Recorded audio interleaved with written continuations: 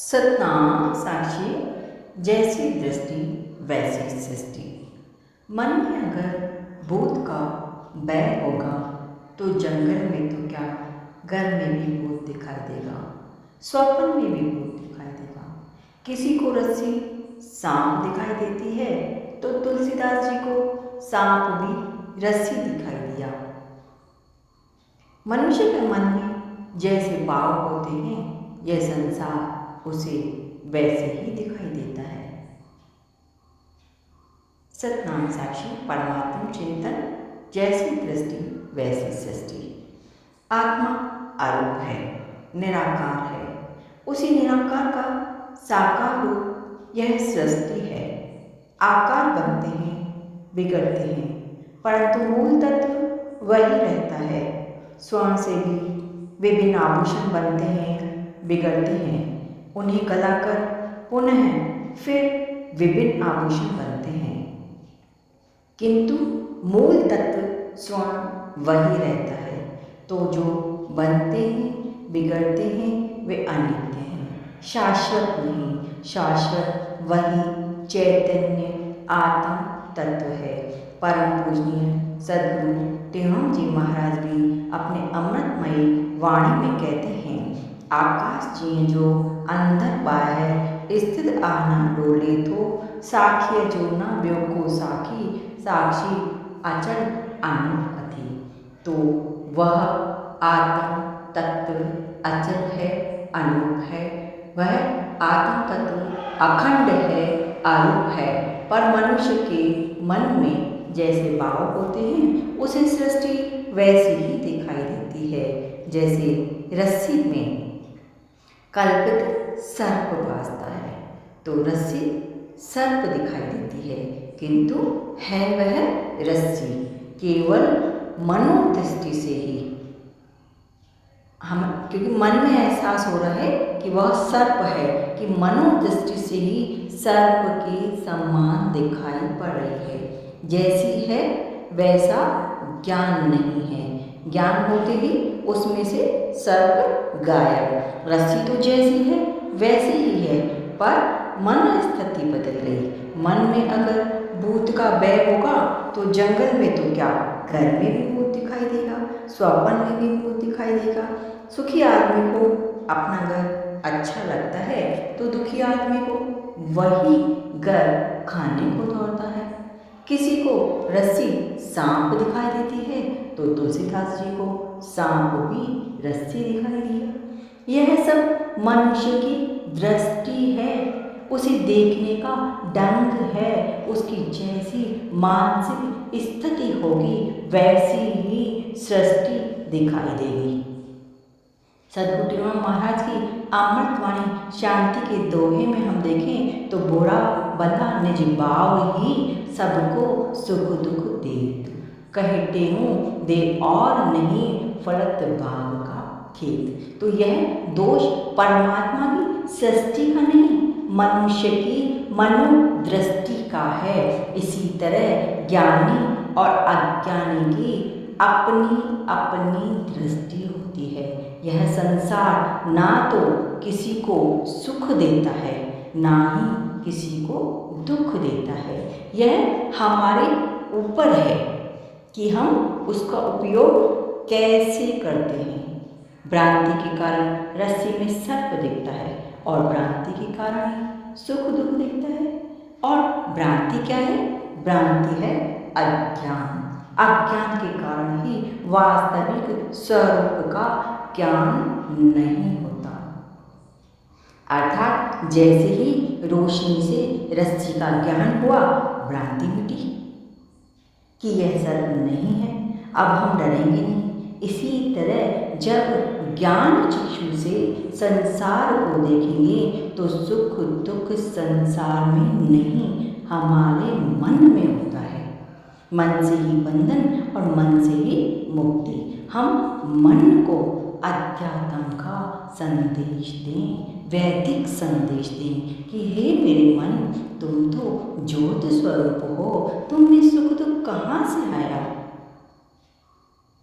तुम बोध स्वरूप हो, अजर हो, अमर हो, अविनाशी हो, अखंड हो, तुम्हें खंडित वृत्ति कहाँ से आई? ज्ञान से अपने संशयों को हटाकर सुख दुख से दूर होकर आनंद में विचरना चाहिए। आनंद में विचर, तेरा रूप वही है। सदगुरु जी महाराज भी अपनी अमृतमयी वाणी में कहते हैं कि अज अविनाशी आनंद राशि साक्षी सृजनहारा है, कहता टेहूं निश्चय जानो सोई रूप हमारा है। तो जिस प्रकार स्वप्न में किसी को देखकर बैर लगता है, किंतु स्वप्न टूटने पर बैर दूर हो जाता है, इसी प्रकार ज्ञान चक्षु से बैर दूर होगा। पर इसके लिए हमें स्वप्न से जागना होगा। अपने को तो आप जगाओ और न तो ही जगावेगा। मोह नींद से जब जागोगे तब सब दुख मिट जाएगा।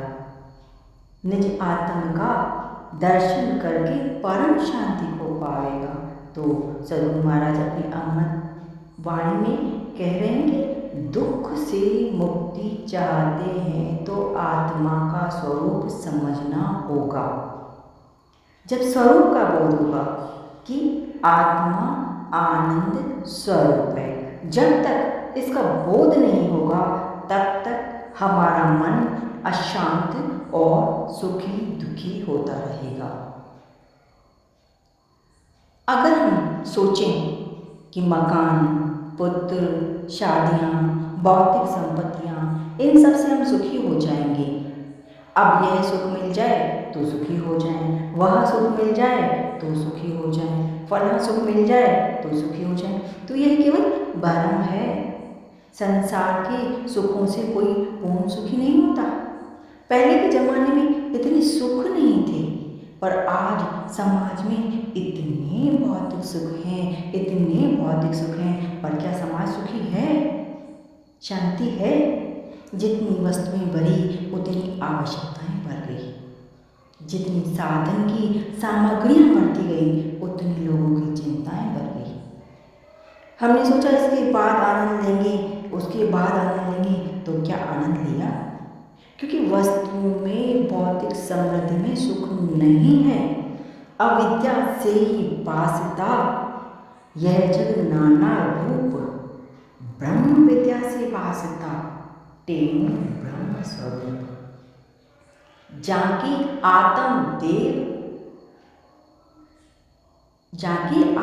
देव में वृत्ति स्थित होए, कह तेनु सुख सेज पर नित्य ही सोवत सोए। शास्त्र बार बार घोषणा करते हैं कि पदार्थों में सुख नहीं है, पदार्थों में शांति दिखती है पर है नहीं। जैसे सिप्पी में चांदी दिखती है पर है नहीं, रस्सी में सर्प दिखता है पर है नहीं, मृगतृष्णा का जल दिखता है पर है नहीं। तो पदार्थों में सुख दिखता है पर है नहीं। जैसे माता जानकी को स्वर्ण का मृग दिखा था पर था नहीं। पदार्थों में आकर्षण है, लुभावनापन है, सुख का प्रलोभन है, माया अनेक अनेक रूपों से लुभाती है। मछली मारने वाला कांटे में आटा लगाकर मछली को आकर्षित करता है। बताइए, वह मछली को भोजन देने आया है या उसके प्राण लेने आया है? तो माया जीव को आकर्षित कर जन्म मरण के चक्कर में बांध देती है। तो माया के द्वारा संसार अध्यस्त है। मूल तत्व को अधिष्ठान कहते हैं और मूल में जो भूल हो जाती है उसे अध्यस्त कहते हैं। अंधेरे में पड़ी रस्सी में सर्प की भ्रांति हो गई, तो अधिष्ठान तो रस्सी है, अध्यस्त सर्प है। तो अधिष्ठान में अध्यस्त मिथ्या है। रस्सी में जो सर्प दिख रहा है वो तो है ही नहीं। अंधेरे में पड़ी रस्सी को सर्प समझकर हम भागे, लाइट जलाने पर पता चला वो तो रस्सी है। फिर हम डरे क्यों? हम भागे क्यों? रस्सी में तो कोई विकार नहीं, रस्सी जहाँ थी निर्विकार ही रही, उसमें कोई विकार नहीं, लेकिन उसमें अंधेरे के कारण सर्प की भ्रांति हो गई। इसी तरह चिदाकाश शुद्ध ब्रह्म है, वो अधिष्ठान है, रस्सी की तरह उसमें संसार है, सांप की तरह दिखाई दे रहा है। अंधकार था, लेकिन जब प्रकाश आया तो अंधकार भी गया, सर्प भी गया। इसी तरह हमारी बुद्धि में, मन में अज्ञान कहो, अंधकार कहो, जैसे बाहर के अंधकार में सर्प बाधित हुआ, उसी तरह शुद्ध अखंड परमात्मा में जो अधिष्ठान है, अज्ञान अंधकार के कारण भ्रांति हुई। शुद्ध चेतन तो अखंड मंडलाकार। भगवान शिव भी माँ पार्वती से कहते हैं, उमा कहूँ मैं अनुभव अपना, सत्य हरि भजन जगत सब सपना। उस सत्य परमात्मा को सदाशिव ने इंगित किया है। जब उस सत्य को जान लेंगे तो संसार मिट जाएगा, सर्प गाया। जो रस्सी है जैसी है वो ही दिखेगी, जो आत्म तत्व है वही दिखेगा। जैसे स्वप्न में कोई अप्रिय घटना घटित हुई तो जागे बिना निस्तारण नहीं है, जागे बिना वह दुख जाएगा नहीं। स्वप्न में आपको कोई मार रहा है तो वह उस समय दुख लग रहा है, पर जब तक जागेंगे नहीं तो वह दुख जाएगा कैसे? तो आंख खुलते ही अप्रिय घटना गायब, अरे यह तो स्वप्न था। तो जागना तो हमें होगा, जागन बिन न मिलत है, जगतपति जगदीश तेमु ताते जगले, मिलना चाहो जो ईश। तो रस्सी में सर्प बास रहा था, जहाँ प्रकाश आया वहाँ रस्सी ही रह गई। रस्सी में कल्पित सर्प की भ्रांति हुई थी। बाहर की लाइट से सर्प की भ्रांति मिट गई। इसी तरह जब सतगुरु कृपा से अंदर की लाइट चलेगी, अंदर उजाला होता है तो भ्रांति मिट जाती है। तो वह आनंद का सागर हमारे भीतर ही बह रहा है। जागे बिना हमारी दृष्टि नहीं बदलेगी, जागने से मन की स्थिति बदलेगी। जैसे मन स्थिति होगी वैसा ही हमें संसार दिखेगा। तभी सद्गुरु महाराज जी ने कहा कि सुख चाहते हो तो उस निराकार आरूप का स्वरूप समझो। तो उसके लिए अपने आप को स्वयं जगाना होगा। अपने को तुम आप जगाओ और तो ही जगावेगा। मोह नींद से जब जागेंगे तब सब दुख मिट जाएगा।